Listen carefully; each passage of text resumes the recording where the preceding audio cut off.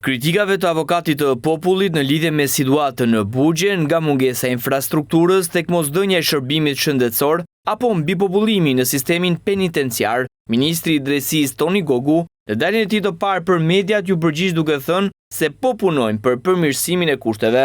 Jemi në mes të punës për përmirësimin e ndjeshëm të kushteve, restaurimin, rimodelimin e të gjithë institucionit në Shënkoll, në Lezhë, ku janë persona me trajtim të detyrueshëm mjekësor, për shkak se është e patolerueshme, ne nuk mundet të vazhdojmë që ta ofrojmë atë shërbim siç e kemi ofruar deri tani. Shumë shpejt do të kemi rezultate konkrete që qoftë institucioni në Shënkoll të plotësoj tërësisht standardet e Këshillit të Evropës. Në konferencën për mediat, Gogu ndal edhe tek problemet me sistemin gjyqësor, të cilat lidhen kryesisht me stokun e dosjeve.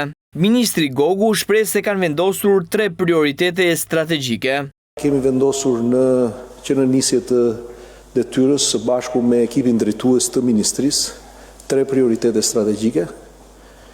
I pari është fuqizimi i garancive procedurale dhe të drejtave të njerëzit në procesin e drejtësisë. E dyta është eficienca e sistemit gjyqësor, që duhet të rritet në mënyrë domethënëse, por edhe aksesi i qytetarëve në sistemin e drejtësisë. I pyetur në lidhje me problematikat e shkaktuara nga harta e re gjyqësore, Toni Gogu la të hapur mundësinë e rishikimit duke nisur nga viti tjetër, procesi i cili sipas tij duhet të përmbyllet brenda 5 viteve.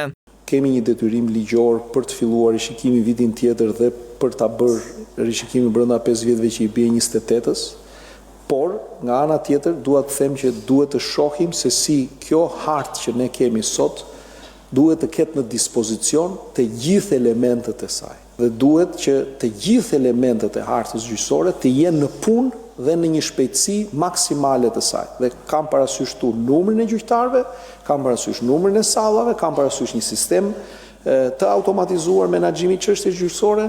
Sa i përket amnistisë penale, e cila ende nuk ka nisur efektet e saj, Gogu shpreh se janë në pritje të vlerësimit të Komisionit Evropian për themelorët për të pasuar diskutimin në parlament.